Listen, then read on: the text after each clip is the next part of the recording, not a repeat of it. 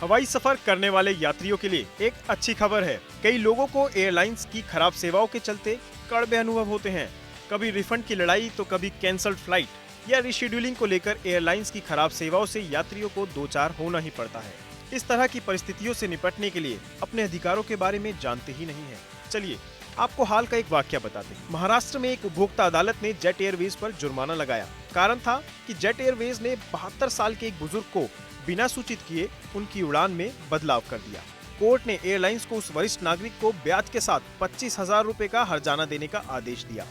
आदेश सुनाते समय उपभोक्ता अदालत ने साफ किया, बिना व्यक्ति की पूर्व अनुमति कंफर्म टिकट को रिशेड्यूल करना कंपनी की लापरवाही है। इससे वरिष्ठ नागरिक को मानसिक उत्पीड़न के साथ साथ असुविधा हुई।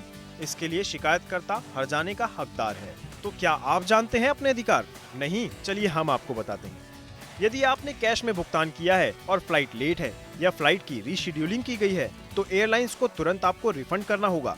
एविएशन रेगुलेटर नागरिक विमान महानिदेशालय यानी DGCA के नियम के अनुसार फ्लाइट लेट होने, कैंसिलेशन होने या रिफंड के मामले में एयरलाइंस को इनका पालन करना जरूरी है। आइए जानते हैं इन नियमों के बारे में। रिफंड। DGCA की वेबसाइट के अनुसार यदि आपने कैश में भुगतान किया है तो एयरलाइंस को तुरंत आपको रिफंड करना होगा। इसके उलट क्रेडिट कार्ड से भुगतान करने पर पैसे को 7 दिन के अंदर लौटाना होगा। अगर ट्रैवल एजेंट से टिकट बुक कराया है तो व्यक्ति को एजेंट से संपर्क करना होगा। रिफंड में passenger service fees, airport development fees और सर्विस टैक्स शामिल होते हैं। आपके पास विकल्प होता है, आप चाहें तो पैसे रिफंड करा लें या दूसरी तारीख पर यात्रा कर लें। आइए अब आपको बताते हैं फ्लाइट लेट होने पर, कैंसिलेशन होने पर और बोर्डिंग से मनाही को लेकर DGCA के क्या नियम हैं।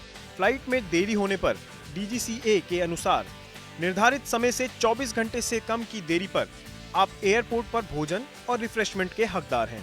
यदि विलंब 24 घंटे से अधिक होता है तो आपके होटल में ठहरने की व्यवस्था एयरलाइंस को करनी होगी। वैसे होटल की पसंद पूरी तरह से एयरलाइंस पर निर्भर करेगी। Flight cancellation. फ्लाइट छूटने के निर्धारित समय से पहले एयरलाइंस को यात्री को फ्लाइट के कैंसिलेशन के बारे में बताना जरूरी है। फ्लाइट के कैंसिलेशन के बारे में पहले से ना बताने पर एयरलाइंस को हर्जाना देना होगा।